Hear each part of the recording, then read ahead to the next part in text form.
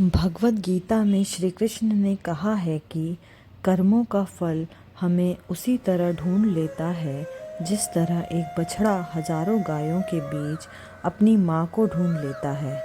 कर्म फल इंसान को भोगना ही पड़ता है।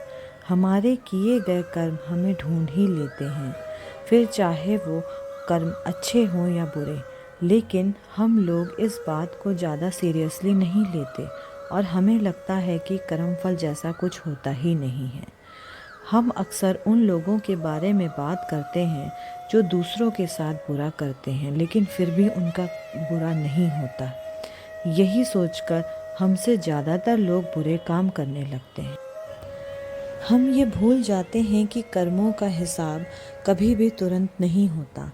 किसी के साथ बुरा करने वाला भले ही आज सुखी हो, लेकिन कभी न कभी उसे उनके कर्मों का फल भोगना ही पड़ेगा।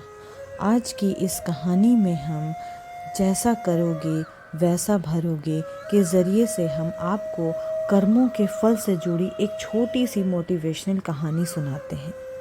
ये कहानी अपने कर्मों से मिलने वाले फल और कर्मों से जुड़ी एक अच्छी शिक्षा देती है। तो चलिए कहानी की शुरुआत करते हैं। बहुत समय पहले की बात है।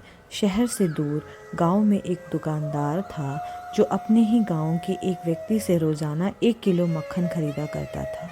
वो दुकानदार कई सालों से उस व्यक्ति से मक्खन की खरीदारी कर रहा था। एक दिन उस दुकानदार ने सोचा कि रोज़ मैं इस व्यक्ति से मक्खन खरीदता हूँ, लेकिन मैंने कभी इसके मक्खन का वज़न तौल कर नहीं देखा। कल चेक करूँगा कि ये मुझे मक्खन सही देता है या नहीं। अगले दिन जब वो व्यक्ति मक्खन लेकर दुकान गया तो उस दुकानदार ने मक्खन का वज़न किया और देखा कि मक्खन सिर्फ 900 ग्राम था। उस दुकानदार को काफ़ी गुस्सा आया। वो व्यक्ति गुस्से में गांव की पंचायत के पास गया और उसने उस व्यक्ति की शिकायत कर दी। गांव की पंचायत बैठी और उस व्यक्ति को बताया गया कि इस दुकानदार ने तुम्हारे ऊपर आरोप लगाया है कि तुमने उसको धोखा दिया है।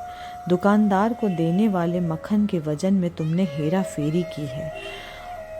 1 किलो मक्खन की जगह तुमने सिर्फ 900 ग्राम ही मक्खन दिया है। क्या तुमने अपनी सफाई में कुछ कहना है?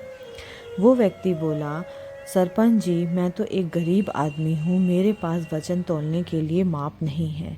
मैं रोज़ इस दुकानदार से अपने लिए 1 किलो गेहूँ खरीदता हूँ और अगले दिन उसी गेहूँ को तराजू के एक तरफ रख कर इस दुकानदार के लिए मक्खन तौलता हूँ। अब आपको जो भी पूछना है इस दुकानदार से पूछिए। पंचायत में बैठे सभी लोगों ने पूरी सच्चाई समझ में आ गई और उन्होंने उस दुकानदार को गांव से बाहर करवा दिया। ये छोटी सी कहानी हमें इस बात को सिखाती है कि जैसा कर्म हम करेंगे उसका रिजल्ट वैसा ही हमें मिलेगा। हमारी चालाकी ही हमारा नुकसान कर देती है। हम जो दूसरों को देते हैं या दूसरों के साथ व्यवहार करते हैं, कभी न कभी वो लौटकर हमारे ही पास आता है। किसी के लिए अच्छा करोगे तो आपके साथ अच्छा ही होगा, उसी तरह किसी का बुरा सोचोगे या बुरा करोगे तो आपके साथ भी बुरा ही होगा। जैसे दुकानदार को अपनी ही चालाकी से नुकसान झेलना पड़ा, उसी तरह हमें भी अपने कर्मों की वजह से कभी न कभी नुकसान झेलना ही पड़ता है। दूसरों के साथ बुरा करके हमें 1, 2 या 10 बार बच सकते हैं, लेकिन एक न एक दिन उसका परिणाम हमें भुगतना ही पड़ता है। हम अपने कर्मों के फल से भाग नहीं सकते। बुरे करने वाले के साथ बुरा ही होता है, फिर चाहे वो आज हो या आने वाला 1 साल बाद।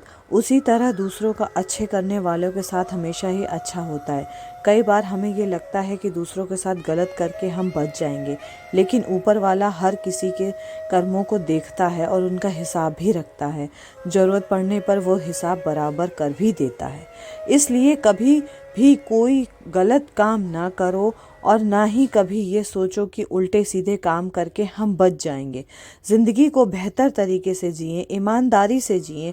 ज़्यादा कमाने या फिर सिर्फ अपना ही फ़ायदा देखने के चक्कर में किसी के साथ गलत नहीं करें और ना ही करने दें। हमेशा याद रखें, जो जैसा करेगा वैसा ही भरेगा। कर्म ही हमारी पहचान है, हमारे कर्म ही हमारी पहचान है। भले लोग हमें हमारे नाम से जानते हों, लेकिन दूसरी तरफ रिस्पेक्ट हमारे नाम की वजह से नहीं बल्कि हमारे कर्मों की वजह से ही करते हैं। इसलिए तो किसी ने कहा है कि हमारे कर्म ही हमारी असली पहचान है, वरना एक नाम के इस दुनिया में कई इंसान हैं। दूसरों के साथ अच्छा करने वाले को और दूसरों की मदद करने वाले को हर कोई याद रखता है, फिर चाहे वो व्यक्ति छोटा हो या बड़ा। लेकिन गलत काम करने वाले व्यक्ति को ये दुनिया कभी रिस्पेक्ट नहीं देती। हम भले ही लाइफ में कितने भी बड़े बन जाएं, अगर दूसरों के प्रति हमारा व्यवहार गलत होगा तो हमारी कोई रिस्पेक्ट नहीं करेगा। कैसी लगी दोस्तों ये आपको स्टोरी? अगर अच्छी लगे तो इस चैनल को सब्सक्राइब करिए।